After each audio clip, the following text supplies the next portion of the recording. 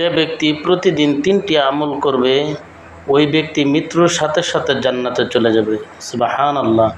এটা আমার কথা নয়, আল্লাহ রাসূল সাল্লাল্লাহু আলাইহি সাল্লাম বলেছেন, যে ব্যক্তি প্রতিদিন 3টি আমল করবে ওই ব্যক্তি মৃত্যুর সাথে সাথে জান্নাতে চলে যাবে। সুবহানাল্লাহ।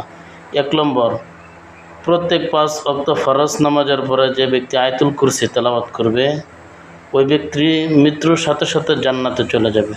2 নম্বর, যে ব্যক্তি প্রতিদিন দিনে একবার হলেও সাইয়্যিদুল ইস্তিগফার পড়বে ওই ব্যক্তি ওই দিন যদি মারা যায় মৃত্যুর সাথে সাথে জান্নাতে চলে যাবে।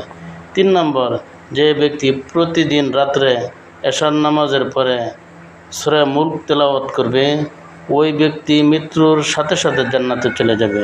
যে ব্যক্তি সর্বদাই প্রতিদিন 3টি আমল করবে ওই ব্যক্তি মৃত্যুর সাথে সাথে জান্নাতে চলে যাবে। সুবহানাল্লাহ।